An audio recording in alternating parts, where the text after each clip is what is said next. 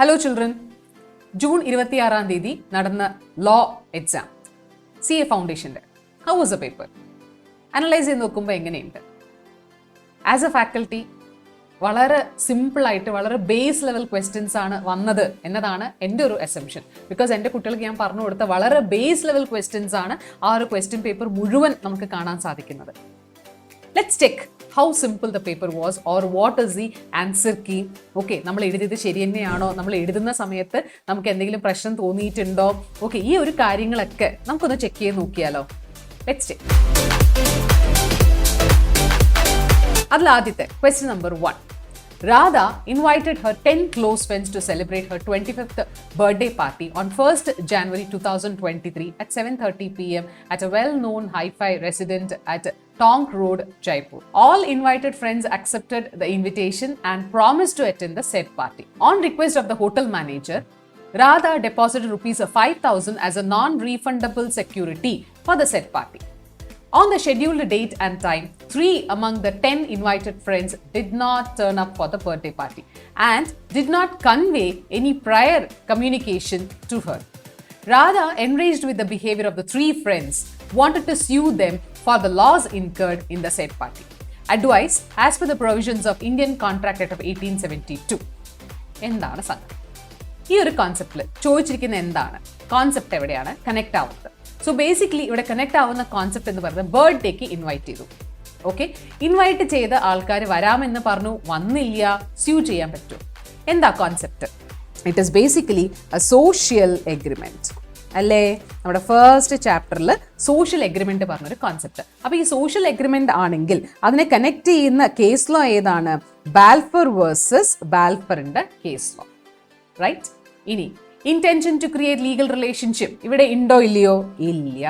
അപ്പൊ no intention to create legal relationship. ഇതൊക്കെയാണ് നമുക്ക് വരുന്ന ബേസിക് പോയിന്റ്സ്.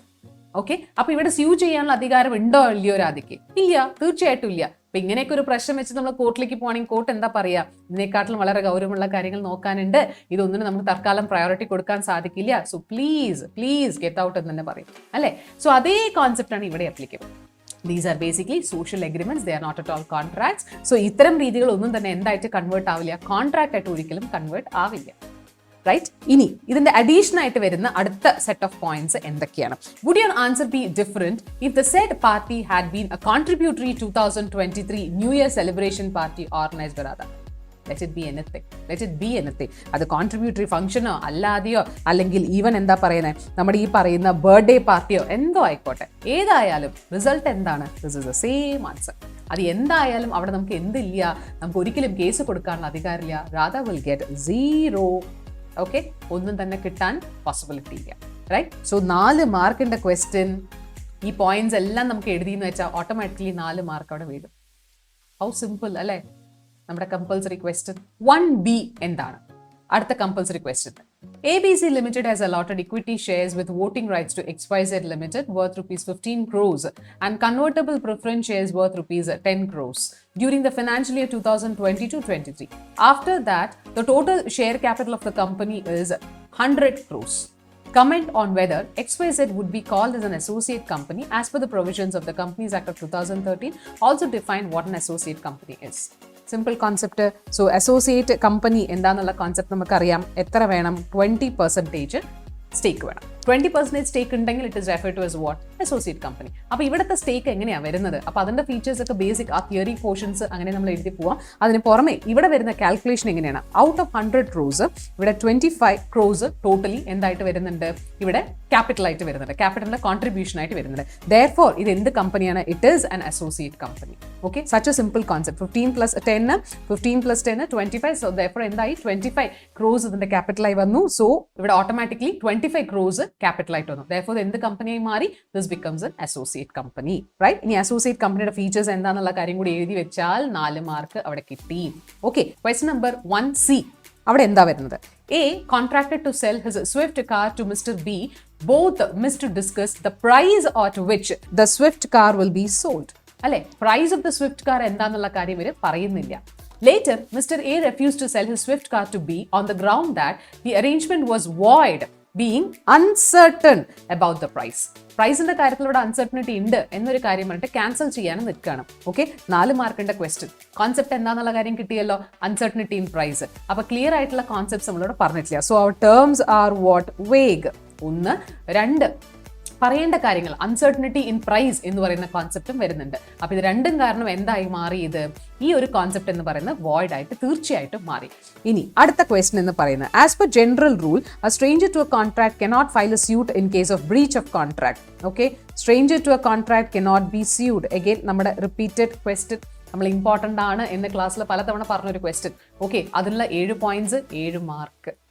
ഓക്കെ, 7 പോയിന്റ്സും 7 മാർക്ക് നല്ല രീതിയിൽ എഴുതിയിട്ടുണ്ടെങ്കിൽ theoretical direct question definitely 7 marks അവിടെ കിട്ടും. നെക്സ്റ്റ് ക്വസ്റ്റ്യൻ എന്ന് പറയുന്നത്, discuss the liabilities of an LLP and its partners in case of fraud. Okay, fraud ചെയ്തിട്ടുണ്ടെങ്കിൽ LLPയുടെ കോൺസെപ്റ്റ് എന്തായിട്ടാണ് വരുന്നത്? അപ്പോൾ LLPയുടെ അവസ്ഥ എന്തായി മാറും? Again direct question. ഫ്രോഡ് ചെയ്യുകയാണെങ്കിൽ അതിന് സ്റ്റാൻഡ് ഇല്ല, ട്രിബ്യൂണൽ വഴി നമുക്ക് എന്ത് ചെയ്യാനുള്ള അധികാരമുണ്ട്, അത് ക്ലോസ് ചെയ്യാനുള്ള അധികാരമുണ്ട്. അങ്ങനെ വരുന്ന പോയിന്റ്സ് ആണ് ഈ പറയുന്ന LLPയുടെ കോൺസെപ്റ്റ് എന്ന് പറയുന്ന ഡയറക്റ്റ് ക്വസ്റ്റ്യൻ ആയിട്ടാണ് വന്നിരിക്കുന്നത്. ദെൻ നെക്സ്റ്റ് എന്ന് നോക്കുന്ന സമയത്ത്, explain the registration procedure of a partnership firm as prescribed by the Indian Partnership Act of 1932. Okay, ഈ പറയുന്ന പാർട്ട്ണർഷിപ്പിന്റെ അവസ്ഥ എന്താണ്? പാർട്ട്ണർഷിപ്പിന്റെ രജിസ്ട്രേഷൻ പ്രൊസീജിയർ എങ്ങനെയാണ് what are the procedure which is required for the registration of partnership? Again another direct question. Forms എല്ലാം submit ചെയ്ത് കൊടുക്കണം, പ്രൊസീജിയേഴ്സ് ചെയ്യണം, നോമിനൽ ഫീസ് അടയ്ക്കണം, നെയിം സെലക്ട് ചെയ്യണം. അങ്ങനെ വരുന്ന പോയിന്റ്സ് എല്ലാം തന്നെ ഇതിൻ്റെ അകത്ത് വരുന്നുണ്ട്. ഇതെല്ലാം signed by all the partners and seal വെക്കണം. ഇതെല്ലാം ചെയ്യുന്ന ആ ഒരു കോൺസെപ്റ്റ് അതേ സെയിം പ്രൊസീജിയേഴ്സ് ഫോളോയിങ് 6 മാർക്കിൻ്റെ ക്വസ്റ്റ്യൻ ആണ് ഈ പറയുന്ന ഡയറക്റ്റ് ക്വസ്റ്റ്യൻ പാർട്ട്ണർഷിപ്പിൻ്റെ അകത്ത് വന്നിരിക്കുന്നത്. 3Bന്റെ question, mister A the employer induced the employee mister B to sell his 1-room flat to him at a less than market price to secure promotion. Mr. B sold the flat to Mr. A. Later on, Mr. B changed his mind and decided to sue Mr. A. Examine the validity of the contract as per the provisions of the Indian Contract Act of 1872. Induced, ഏതാ വാക്ക് എവിടെയാണ് വരുന്നത്? undue influence. That's right, undue influence എന്ന് പറയുന്ന concept. undue influence പറഞ്ഞ concept എന്തായി മാറും? voidable ആയി മാറും. ഓക്കെ, voidable ആയി മാറി. You remember the section? Section it is 16. Indian Contract Act പ്രകാരം സെക്ഷൻ 16 പ്രകാരം ഇത് എന്തായി മാറി? ഈ പറയുന്ന സാധനം വോയിഡബിൾ ആയി മാറി. ഓക്കെ, ദെൻ നെക്സ്റ്റ് ഇതിനുള്ള മാർക്ക് എത്ര ഒരു 2 മാർക്കിൻ്റെ ക്വസ്റ്റ്യൻ. സോ ഡയറക്റ്റ് ആയിട്ട് ആൻസർ അങ്ങനെ തന്നെ എഴുതി പോവാം. ദെൻ നെക്സ്റ്റ് ക്വസ്റ്റ്യൻ എന്ന് പറയുന്നത്, mister S promises Mr. M to paint a family picture for ₹20,000 and assures to complete his assignment by 15th March 2023. Unfortunately, Mr. S dies in a road accident on 1st March 2023 and his assignment remains undone. Can Mr. M bind the legal representative of Mr. S for the promise made by Mr. S? Suppose Mr. S has promised to deliver some photographs to Mr. M on 15th March 2023 against a payment of ₹10,000, but he dies before that day. Will his representative be bound to deliver the photographs in the situations? എന്താ concept? Family picture വരയ്ക്കാൻ വേണ്ടിയിട്ടുള്ള ഒരു കോൺസെപ്റ്റാണ്. അപ്പോൾ ഇതിന് വേണ്ടിയിട്ട് കൊടുക്കുന്ന ഒരു assignment. അപ്പോൾ കോൺസെപ്റ്റ് എന്തായി മാറി? Skill of a person. നമ്മുടെ ക്ലാസ്സിൽ പലതവണ പറഞ്ഞ സാധനം skill of a person is involve. അപ്പോൾ skill of a person is involve പറഞ്ഞാൽ അവിടെ സബ്സ്റ്റിറ്റ്യൂട്ട് ആർക്കെങ്കിലും ചെയ്യാൻ പറ്റുമോ? തീർച്ചയായിട്ടും ആർക്കും ചെയ്യാൻ പറ്റില്ല. ആ വർക്ക് ആര് തന്നെയാണ് ചെയ്യേണ്ടത്? ആ വർക്ക് ആരാണോ പ്രോമിസ് ചെയ്ത് ആ പേഴ്സൺ തന്നെയാണ് ആ വർക്ക് ചെയ്യേണ്ടത്. Okay, so there is no clause substitute. ഇവിടെ ഒരു വിധത്തിൽ നമുക്ക് സബ്സ്റ്റിറ്റ്യൂട്ട്സ് എടുക്കാൻ പറ്റില്ല, ഏജന്റ് ചെയ്യാൻ പറ്റില്ല, തേർഡ് പേഴ്സൺ ചെയ്യാൻ പറ്റില്ല. ഓക്കെ, ഇവിടെ ആർക്കും ചെയ്യാൻ പറ്റില്ല, ജോയിന്റ് പ്രോമിസസ് ആർക്കും തന്നെ ചെയ്യാൻ പറ്റില്ല. ആരാ ചെയ്യേണ്ടത്? Person he himself has to perform the contract. Okay, so this is the simplest question. അടുത്തത് വിച്ച് ഇസ് മെന്റ് ഫോർ 4 മാർക്കിൻ്റെ ഒരു ക്വസ്റ്റ്യൻ. നൗ അടുത്ത ക്വസ്റ്റ്യൻ എന്ന് പറയുന്നത്, decide in brief the rights of the buyer against the seller in case of breach of sale. Breach of sale in the case direct question 6 mark in the question. Rights of the buyer, unpaid seller in the case breach of the contract നമ്മൾ വന്നിട്ടുണ്ടെങ്കിൽ rights of the buyer against the seller എന്തൊക്കെയാണ്? Direct question, 6 marks in the question. Okay, almost half the question paper is done. Now next half നമ്മൾ നോക്കുകയാണെങ്കിൽ, Mr. PQR are partners in a partnership firm, are retired from the firm without any prior public notice. Public notice കൊടുക്കാതെ retire ആയി. Okay, അല്ലെങ്കിൽ ഇറങ്ങി വന്നു ആ ഫേമിൽ നിന്നും. Concept clear ആവുന്നത് എവിടെ കണക്ട് ആവുന്നത്? Then Mr. P approached S, an electronic appliance trader, and purchase of 25 fans for his firm. P introduced E, an employee of the firm, as his partner to S. S, believing E and R are partners, supplied 25 fans to the firm on credit. S did not receive the money for the fans even after the expiry of the credit period. Advise S for whom he can recover the payment as per the provisions of the Partnership Act of 1932. Notice കൊടുക്കാതെയാണ് retire ആയത്. Concept അത്രയേ ഉള്ളൂ. ബാക്കി എന്തൊക്കെ ബ്ലാബ്ലാബ്ല നമ്മൾ അടിച്ചാലും concept എന്താണ്? ഇവിടെ നോട്ടീസ് കൊടുക്കാതെ റിട്ടയർ ആയിട്ടുണ്ട്. സോ നോട്ടീസ് കൊടുക്കാതെ പുറത്തേക്ക് വന്നിട്ടുണ്ടെങ്കിൽ റെസ്പോൺസിബിലിറ്റി ഉണ്ടോ ഇല്ലയോ? Absolutely yes. He is answerable, right? അപ്പോൾ ഈ ഒരു പോയിന്റിനെ ബേസ് ചെയ്തിട്ടാണ് ബാക്കി എല്ലാ പോയിന്റ്സും വരുന്നത്. സോ റിട്ടയർ ആയി കഴിഞ്ഞിട്ടുണ്ടെങ്കിൽ പബ്ലിക് നോട്ടീസസ് കമ്പൽസറി ആയിട്ടുള്ള കൊടുക്കേണ്ട പബ്ലിക് നോട്ടീസ് കൊടുക്കാതെ ഇയാൾ ഇറങ്ങി വന്നിട്ടുണ്ടെങ്കിൽ എന്താണ്? Easy answerable? Yes, he is answerable. Okay, next question, 5A വരുന്ന അടുത്ത question. An auction sale of certain goods was held on 7th March 2023 by the fall of the hammer. By what? By the fall of the hammer in the favor of the highest bidder X. The payment of auction price was made on 8th March 2023, followed by the delivery of goods on 10th March 2023. Based upon the provisions of the Sale of Goods Act of 1930, decide when the auction sale is complete. എപ്പോഴാണ് option sale complete ആവുന്നത്? ക്വസ്റ്റ്യനിൽ തന്നെ ഉണ്ട്. എപ്പോഴാണ് option sale complete ആവുന്നത്? With the fall of the hammer or any other customary manner. നമ്മുടെ ക്വസ്റ്റ്യനിൽ നിന്ന് ഇങ്ങനെ with the fall of the hammer. അപ്പോൾ ഫാൾ ഓഫ് ദ ഹാമർ എന്നാ വന്നിരിക്കുന്നത്? ആ ഡേറ്റിൽ ഇത് എന്തായി മാറി? ഈ പറയുന്ന ഓപ്ഷൻ സെയിലും അവസാനിച്ചു. So fall of the hammer എന്നാ വന്നിരിക്കുന്നത്? It is on 7th March 2023. So ഇത് എഴുതിയാൽ എൻ്റെ മാർക്ക് നമുക്ക് കിട്ടി. Okay, so on 7th March, എന്തായി മാറി? The auction sale comes to an end. അടുത്ത question. Certain goods were sold by sample by J to K, who in turn sold the goods by sample to L, and L by sample sold the same goods to M. M found the goods were not according to the sample and rejected the goods and gave a notice to L. L sued K and K sued J. Can M reject the goods? Also, advise K and L as per the provisions of Sale of Goods Act of 1930. എന്തൊക്കെയാണ് concept വരുന്നത്?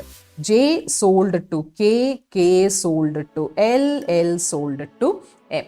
ഈ ഒരു കോൺസെപ്റ്റാണ് വരുന്നത്. ഇനി goods എവിടെ നിന്നാണ് നമുക്ക് പോകുന്നത്? ഓക്കെ, ഇവിടെ ആരാണ് കേസ് കൊടുത്തിരിക്കുന്നത്? M is rejecting the goods. M is rejecting the goods. അപ്പോൾ റിവേഴ്സ് ആയിട്ട് ഇങ്ങനെ കേസ് കൊടുത്ത് പോവാണ്. മനസ്സിലായോ? അപ്പോൾ J to K, K to L, L to M. Okay, ഇനി കേസ് കൊടുക്കുന്നത് എങ്ങനെയാണ്? റിജക്ഷൻ ആരാ ചെയ്യുന്നത്? എം ആണ് റിജക്ഷൻ ചെയ്യുന്നത്. അപ്പോൾ എം റിജക്ട് ചെയ്ത് എല്ലിലേക്ക്, എൽ റിജക്ട് ചെയ്ത് കെയിലേക്ക്. എന്ത് പറഞ്ഞിട്ടാണ്? It's not according to the sample. ഇത് പറഞ്ഞിട്ട് റിജക്ട് ചെയ്യാനുള്ള അധികാരമുണ്ട്. തീർച്ചയായിട്ടും റിജക്ട് ചെയ്യാനുള്ള അധികാരമുണ്ട്. ബിക്കോസ് സെയിൽ ഓഫ് സാമ്പിളിന്റെ കേസിലാണെങ്കിൽ എന്താ സംഭവിക്കുക? The bulk should correspond with the sample, അല്ലേ? അപ്പോൾ ആ ഒരു കോൺസെപ്റ്റോട് വന്നിട്ടില്ലെങ്കിൽ എന്ത് ചെയ്യാനുള്ള അധികാരമുണ്ട്? തീർച്ചയായിട്ടും റിജക്ഷൻ ചെയ്യാനുള്ള അധികാരമുണ്ട്. അപ്പോൾ അതിൻ്റെ റൂൾസ് എഴുതിയെന്ന് വെച്ചാൽ നമുക്ക് ഈ പറയുന്ന 4 മാർക്ക് നമ്മുടെ പോക്കറ്റിൽ വീണു. Okay, 5B. Explain the concept of corporate വെയിൽ. പലതവണ ക്ലാസ്സിൽ ഇമ്പോർട്ടൻ്റ് ആണ് എന്ന് പറഞ്ഞിരിക്കുന്ന കോൺസെപ്റ്റ് കോർപ്പറേറ്റ് വെയിൽ എന്ന concept. Briefly explain the circumstances when the corporate will can be lifting. So lifting of corporate will എന്ന് പറഞ്ഞ കോൺസെപ്റ്റ്, ആ കോൺസെപ്റ്റ്സ് എല്ലാം എഴുതിയ ദാ കിട്ടി 6 mark. Then comes difference between void contract and avoidable contract. Such a simple question. 5 മാർക്കിൻ്റെ question ആണ്. Okay, void contract എന്താണ്? voidable contract എന്താണ്? ബേസിക്കലി നമുക്ക് ആ ബൈഫക്കേഷൻ നമ്മൾ എപ്പോഴും പറയാമല്ലേ, ഇങ്ങനെ ബൈഫക്കേഷൻ വെച്ചിട്ട് 3 കോളംനാർ പാറ്റേൺ വെച്ചിട്ട് ഈ സാധനം വരച്ച് എഴുതിയെന്ന് വെച്ചാൽ 5 മാർക്ക് പോക്കറ്റിൽ കിട്ടി. ഇനി അടുത്ത question. What are the rights of the partners with respect to the conduct of a business of a firm as prescribed under the Indian Partnership Act of 1932? ഓക്കെ, ബിസിനസ് കണ്ടക്ട് ചെയ്യുന്ന ഈ പാർട്ട്ണർഷിപ്പിൻ്റെ പാർട്ട്നേഴ്സിൻ്റെ റൈറ്റ്സ് ഓഫ് ദ പാർട്ട്നേഴ്സ് എന്തൊക്കെയാണ്? Rights of the partners.